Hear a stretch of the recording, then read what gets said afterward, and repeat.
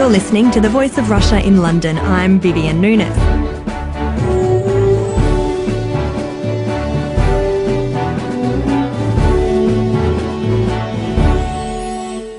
Today we're talking about Britain and its future within the European Union. Britain's been part of the EU for nearly 40 years. In 1975, a referendum was held and returned a 2-to-1 result supporting UK membership of the common market. But the trade-based European community of the 1970s is vastly different from the European Union we have today, with pan-European courts, common employment rules and shared energy and agricultural policies. Many now argue this isn't what Britain signed up for.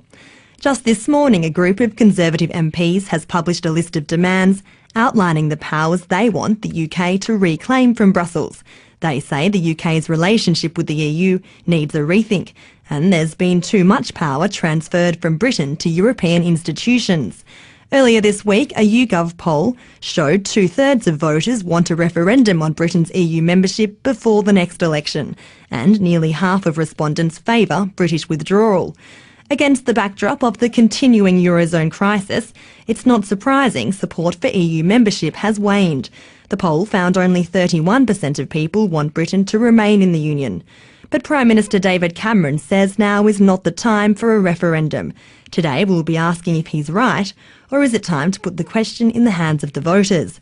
Joining me to discuss this issue is Stephen Tall, the co-editor of the Liberal Democrat Voice. The Lib Dems committed to an in-out referendum at the last election, but he says any referendum held now would largely depend on the state of the economy. Also joining me is Charles Crawford, a political commentator with nearly 3 decades in the UK diplomatic service, including a stint in Moscow. Joining us on the phone is Robert Oulds, director of the Bruges Group. The group takes its name from Margaret Thatcher's Bruges speech, in which she called for a less centralised Europe made up of independent, free-trading states. Robert Oulds says an EU referendum should be held ASAP. Also on the phone is Petros Vassoulis, the chairman of Euromove UK. Short for European Movement, the group is a cross-party organisation that promotes European integration. Gentlemen, thank you for joining me. I'd like to start with a soundbite from the Prime Minister. This is David Cameron speaking in the House of Commons last week. As Europe changes to meet the challenges of the Eurozone, so our relationship with Europe will change too. There are those who argue for an in-out referendum now. I don't agree with that, because I don't agree with that because I don't believe leaving the EU would be best for Britain, but nor do I believe that voting to preserve the exact status quo would be right either. Far from ruling out a referendum for the future, as a fresh deal in Europe becomes clear, we should consider how best to get the fresh consent of the British people. Robert Oulds from the Bruges Group, I'll go to you first because I think you disagree with the Prime Minister. You've said the UK should hold a referendum as soon as possible. Why is now the time? Well, because it's been promised to the British people that we would have a say on the European Union. We should have had a referendum on the EU Constitution and its successor treaty, the Lisbon Treaty. Really, the British public have been denied a say, as have other people on the continent. Of course, the French and the Dutch had a chance to vote on the EU Constitution, but were then pretty much ignored as the Lisbon Treaty came through. The fact is that the British public do not support membership of the EU. As your report made quite clear, that a poll shows there's very little support for the European Union. It's a political project, and really Britain would be better off out. And let's have the debate that has been denied for so long by the politicians. And of course, you introduced David Cameron's clip as a soundbite. That's exactly what it was. It was just simply a soundbite that he's making for political reasons, trying to put off the referendum, which is now inevitable. He's just hoping that something will change and he doesn't have to address the issue of the European Union. The issue of the EU is central to political life, and it should be a matter for the people to decide, because it's evolved far beyond what the British people originally signed up for. Let's come out and chart a better course, costing the taxpayer in the billions of pounds each year. Stephen Tall, you're the co-editor of the Liberal Democrat Voice. Liberal Democrats did promise a referendum. Should they be delivering? As you say, the Lib Dems promised a referendum at the May 2010 election, and indeed, if you go back to the Maastricht Treaty as well, the last one to cause huge controversy in this country, again the Lib Dems proposed referendum then. We're not the sole party in government at the moment. Part of the coalition agreement with the Conservatives was that there wouldn't be a referendum at the moment. Now, I think in the current state of the economy, it's hard to know what we'd be voting for in an in-out referendum now, because you have what's fast becoming a two-speed Europe. You have the inner core of 17 Eurozone countries, and then you have the outer 10 and beyond that. And I think actually what the UK's role could be would be to provide some positive leadership of those 10 outside the Eurozone. Unfortunately, the British have always had quite an ambivalent attitude towards Europe, neither wanting to be in it nor quite out of it. And that's continuing. So we're never positive. We're always trying to drag our heels. Or in the case of the Bruges Group, obviously arguing for a completely divorced state. And I don't think that's good for Britain. But I think what we do need to do is provide positive leadership and make the case for what could be a better Europe than the one we have now. I'll go to you, Petros Fasoulis. We heard Robert Ould say that there's been too many powers ceded to Brussels. Is that correct, or should we be encouraging greater integration in the EU? I will question the claim that too much power has been sent over to Brussels. Ultimately, all the central elements of a sovereign state remain within the control of the member states. And those powers that are pulled at the European level are done with the unanimous consensus of all member states. And those sovereign independent member states come together at the European level to do things better together. Nobody coerces them, nobody forces them. They have the sovereign power to do so, and the UK has signed up to the things that it wants to sign up. It's not a member of the Eurozone, it hasn't signed up to the Schengen Agreement. All the things that the UK considers to be a step too far, it doesn't sign up to. It only signs up to the things that it considers to be to the national interest of the nation, and that's what they do. The one thing that people like Robert and other Eurosceptics don't answer is what is the alternative. Fresh Group, the hardcore of Eurosceptic MPs, have come actually and said that upon inspection, all other alternatives pale by comparison to EU membership. Even they who are Eurosceptic admit that they cannot offer a better deal to the British people. So when we're calling for a withdrawal of the European Union, I think it's our responsibility to look the people in the eye and offer them an alternative. And all the alternatives are not standing up to scrutiny. Robert Ould, I'll let you come back in there. How is it a better alternative for Britain to leave the European Union? Well, I'm very happy to offer alternatives to the EU, and the alternative to the burning building is really to get out. Outside of the European Union, Britain can become again a sovereign country which can make its own laws again. That's the alternative we're offering, democracy being the return. Charles Crawford, I'll go to you. The point really here is that the European Union has grown up into something, as you said at the beginning, completely more enormous and different than when it started. And the issue now is that sustainable? And the obvious answer is, in its current form, it's not sustainable, because markets aren't having confidence in it. So what's really going to happen, I think, is that either there will be some sort of fragmentation under uncontrolled conditions, or there will be a negotiation to something else under controlled conditions. The issue for us, I think, and this is where I think I'd part company with the Bruges Group, is that if you pull out now, and I don't really agree that it's anything much to do with the economy. If you pull out now, just say we had a referendum next week and we left, we would lose all leverage over what would then be negotiated in Europe next time round. If there's going to be a controlled change to something else, there could be a two-speed Europe of some sort in which we would be either the faster speed or the lower speed. I don't quite see why you should assume that the people in the inner group are in the faster speed. The way things are going at the moment, they're looking pretty slow. So I think there could be a differentiated form of European Union, and we would lose leverage, I think, by pulling out now over how that would be done. So that seems to me the main argument in favour of what David Cameron said, simply, in a sense, waiting to see what happens. We're moving into a completely different decisive phase. The old order is crumbling. So I don't think we need to panic, as it were, and just jump now. Stephen Toole, do you agree with that? Now is not the time to jump ship. We should wait and see till the Eurozone crisis calms down?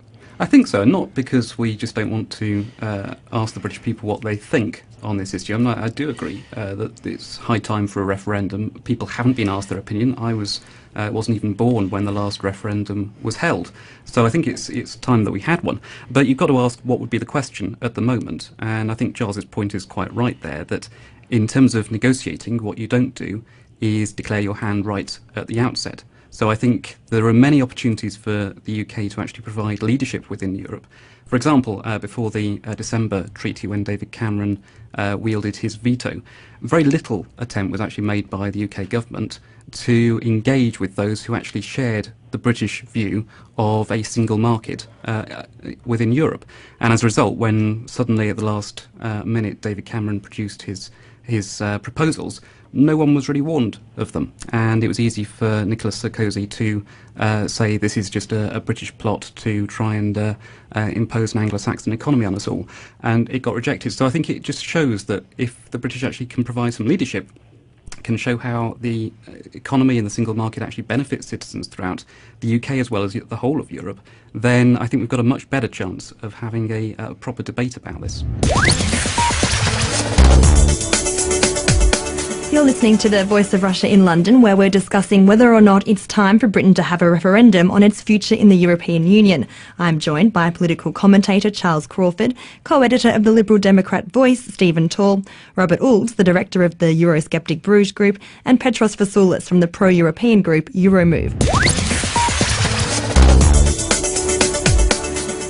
Robert Oulds, isn't it fair to say then Britain would be better off inside Europe so it can influence Europe from within? The British government has been against the EU having a space policy. We have an EU space policy. The British government has been against the EU having control over energy policy. The EU now has various competencies and powers over energy policy.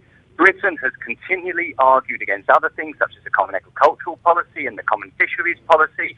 Is this something that we're better off in when it doesn't reflect the interests of the British people, and the British people aren't having what they want in terms of just a free trade agreement, and the British government is having to accept policies which it hasn't supported, has actually been opposed to and argued against. Really, the Britain in the European Union doesn't have very much say over the affairs of the other EU states, and it doesn't even have much say over the affairs of this country, because so many powers have been decided to be handed over to the institutions of the European Union away from the democratically elected institutions in this country, such as the British Parliament. So really, if Britain wants to have a say over our own affairs, the answer is to come out of the European Union, because it's quite simply not working for us, just like it's not working for other states in the EU, and that are suffering from incredibly high unemployment directly as a result of the unaccountable decisions made in Brussels.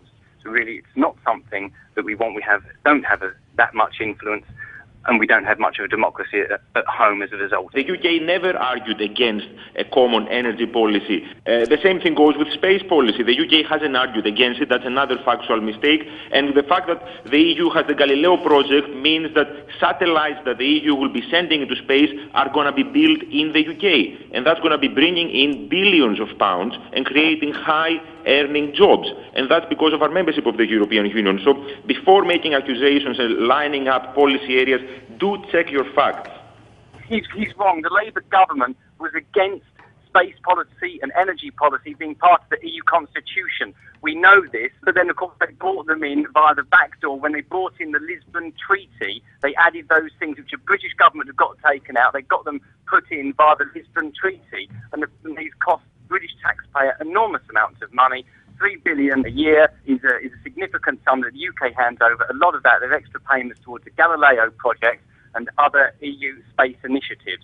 Really, the EU should stop thinking about space and start thinking about employment on the ground, and completely the wrong priorities, and we're quite simply be better off out. Petros Vassoulis, Robert Oulds made the charge there that Brussels isn't accountable, and that's a charge often made towards the European Union. I don't agree at all. There are two institutions in the European Union that make decisions, and they are the Council of Ministers and the European Parliament, and they're both directly elected by the people.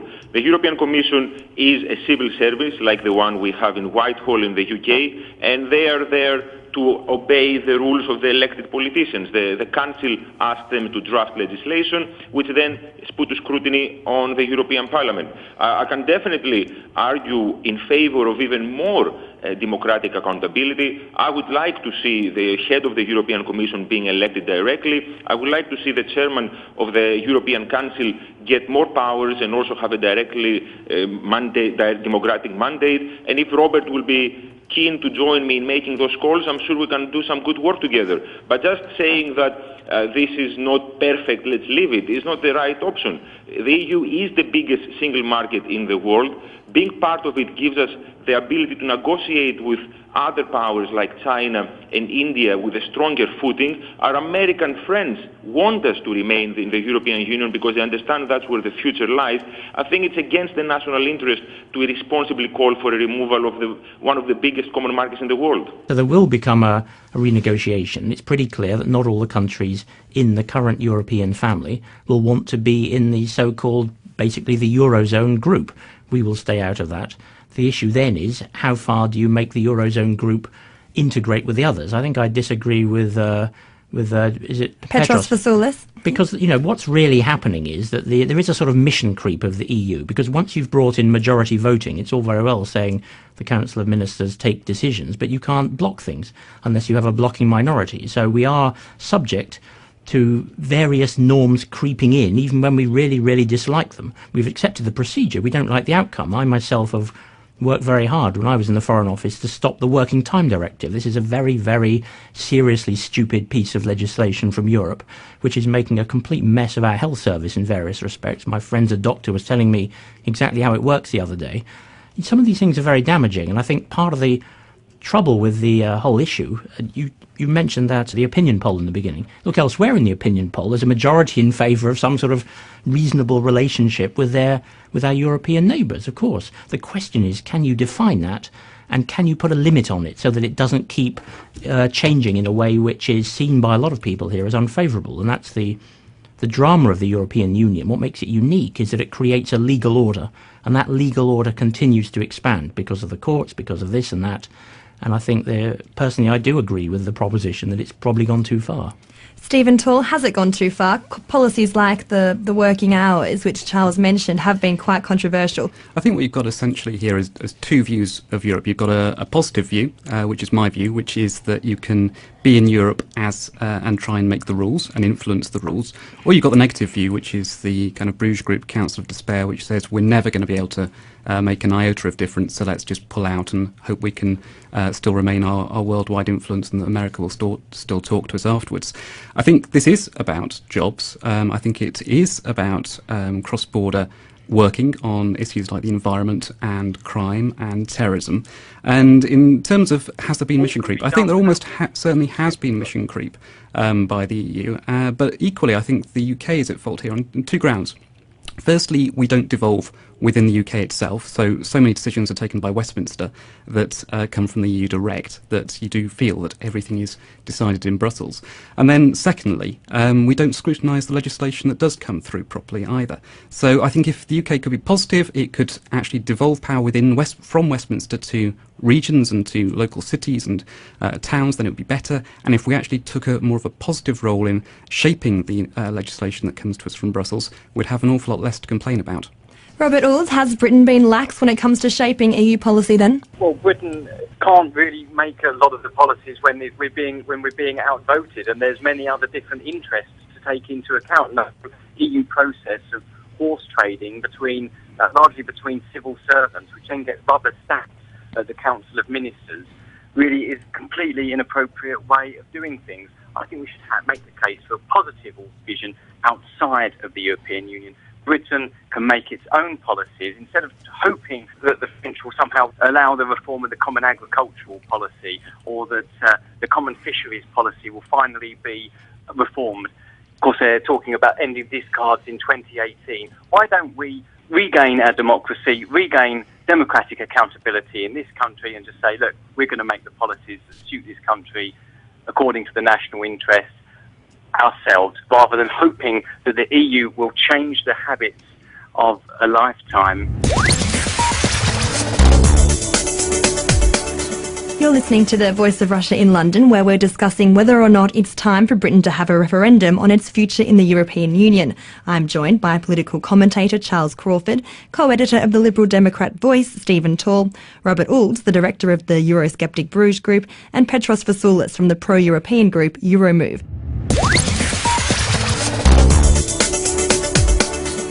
Now, with the Eurozone leaders looking desperately to find a solution to the debt crisis, Germany has proposed consolidating even more financial powers in Brussels, dictating how much countries borrow and even deciding what they can spend the money on. Britain isn't in the Eurozone, but does this move indicate the European Union is looking towards even greater federalism? Petros Vassoulis, I might go to you. The issue of federalism, I think, is a little bit exaggerated, but it is indeed a fact that there is need for greater coordination at the governance level among the Eurozone nations. There is a common market, there is a common currency, and you have to have some form of common governance to ensure that those two, the market and the currency, work appropriately for the interest of the citizens. I don't expect this to turn into a federation anytime soon, and it certainly is not going to turn into a single state anytime soon. But we will see in the next 5 to 10 years closer integration of economic policy, fiscal policy as well, perhaps. And of course, that, I believe, should come together with greater democratic input from the citizens of the EU. And that is imperative. And I think that's why the Eurozone member states are going down that road. Charles Crawford, are you concerned about greater powers for the Eurozone then? Well, I'm not concerned about it in the sense that they've got to do what it takes to try and keep it going. The real risk for us, by the way, is that if the Eurozone countries set up a new sort of, so to speak, inner group, that the legal standards required to make that work will leak out and affect us. So even if the treaty says Britain has the powers to do X, Y and Z, the European Court will impose new powers on us because that is required to make the Eurozone work. That is a serious risk, and no one ever talks about it. But for me, that is the main problem, really, I think, in the deep sense we have with the EU, is that our common law legal system and the European continental law system don't really quite match. And underlying a lot of what we're talking about is that dysfunctionality. Stephen Tall, is that a concern then that you have, that greater centralism of the Eurozone will encroach onto greater federalised powers for the rest of the European Union? I think anything that takes power away from citizens so that they don't feel they can exercise it is always a bad thing. And I think the European Union has shown really a colossal failure of leadership over the last decade or more in terms of how it's handled the Eurozone. There were strict conditions for entry, which almost all countries that went into the Euro abided by. But then, of course, once everyone was in the Euro, there were no real sticks to make sure that they stuck with the economic policies that were needed to make the Eurozone a success. And as a result, you got Germany being the first country to actually breach the rules of the Eurozone, and therefore it was in a much weaker position to be able to stop other of the countries such as Portugal, Greece, Ireland, etc. from breaching its own rules.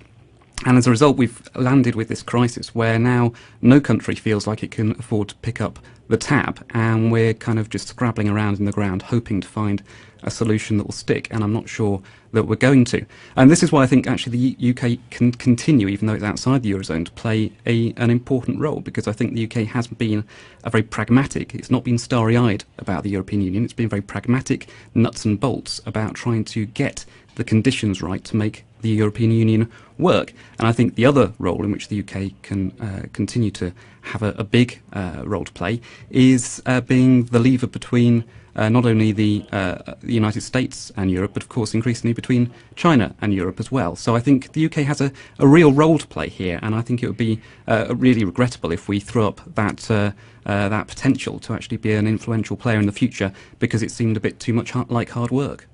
Petros Vassoulis, often when there's discussions about the Eurozone and David Cameron or another British politician steps in, there often seems to be a bit of angst coming from Eurozone member countries who don't like the feeling of Britain from the outside having their opinion. Is that a problem? Do you find that people in Brussels and within the Eurozone get angry when countries like Britain, who aren't in the Eurozone, have their opinion on how to solve the Eurozone crisis? Unfortunately, Mr. Cameron hasn't really been taking care of his diplomatic skills. He obviously acknowledges that the European economy, including the UK, is very integrated. The European banking sector, including the British banking sector, is very integrated. So what happens in the Eurozone has a huge effect on the British economy.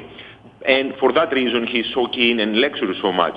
But at the same time, he's not prepared to contribute to the solution in the problems that have arisen across the European continent. Because I think the problems that the Eurozone has is very similar to the British problems: high levels of sovereign debt, high levels of deficit, high levels of private and banking debt. These problems exist in the UK as much as they exist in the Eurozone. And rather than lecturing his partners, Mr. Cameron should join in and contribute in the solutions to sort out the European banking sector as a whole and sort out the European economy as a whole. And then he will definitely have much more capital in Brussels than he currently does. Just to wrap up now, we're almost out of time, but I want to ask each of you what you foresee if there was an in-out referendum held where the British public were asked to vote whether they would like to stay within or leave the European Union, say in a couple of months' time. I'd just like to get a prediction from each of you as to how you think it might go. Robert Olds, I'll start with you. I think it will be a fascinating time. It will be a really exciting debate. It's a debate that's long overdue. And I think it'll be really close, but we may just pip it and people will realise that trade will continue once we're out of the European Union, probably on better terms, because we can have a competitive economy again. I think the come out of the EU side and becoming an independent nation again will just pip it. But it's going to be very close and very exciting. Charles Crawford, what if we had a referendum on Britain's future EU membership in, say, in the autumn? What would be the result, do you think? Well, it's obviously depends partly upon what the main political parties go into it saying. It's hard to imagine under current circumstances anyone going in there saying, let's leave. I tend to think people would vote to say out, because I think there's a feeling that sort of an up yours feeling generally among the public. If you look at I'm a blogger, if you look at the energy on the British blogs, I can think of about 20, maybe 10 pro-European blogs. I can think of about 10,000 against. So there's an awful lot of pent-up energy out there, and I think that's waiting to be unleashed. But I think we should unleash it when we get the moment right.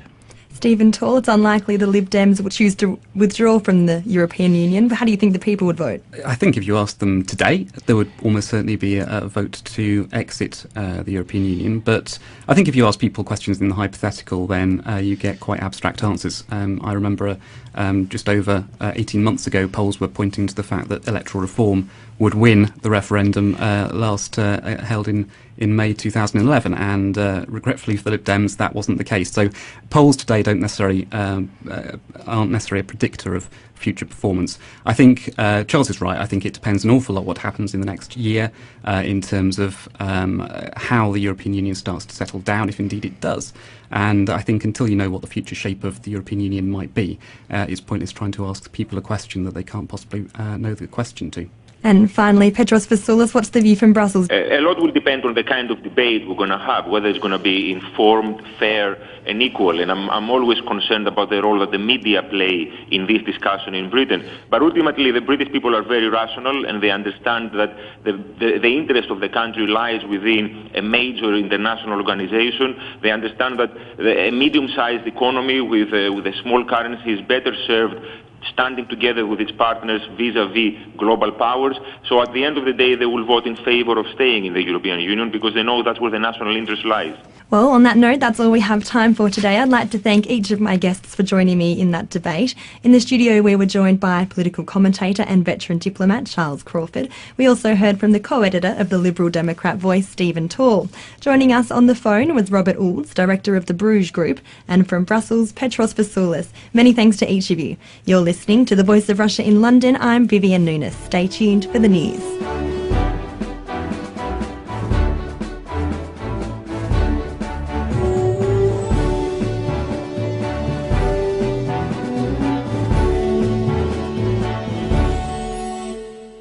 The Eurozone, so our relationship with Europe will change too.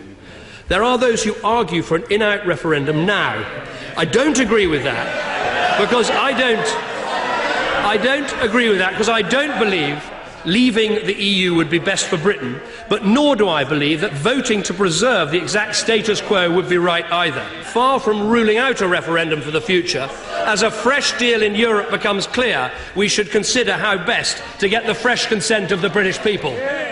Robert Olds from the Bruges Group, I'll go to you first because I think you disagree with the Prime Minister. You've said the UK should hold a referendum as soon as possible. Why is now the time? Well, because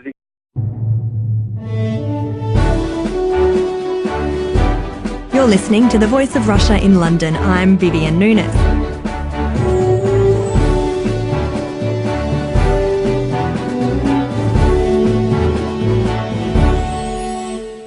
Today we're talking about Britain and its future within the European Union. Britain's been part of the EU for nearly 40 years. In 1975, a referendum was held and returned a 2-to-1 result supporting UK membership of the common market.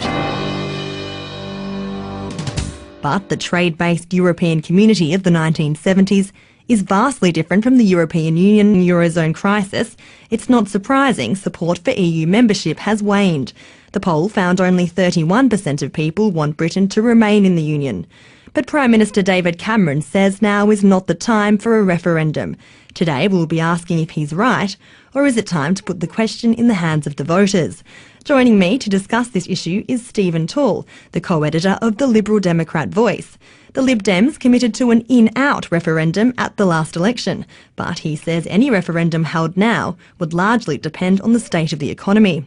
Also joining me is Charles Crawford, a political commentator with nearly 3 decades in the UK diplomatic service, including a stint in Moscow. Joining us on the phone is Robert Oulds, director of the Bruges Group. The group takes its name from Margaret Thatcher's Bruges speech, in which she called for a less centralised Europe made up of independent, free-trading states.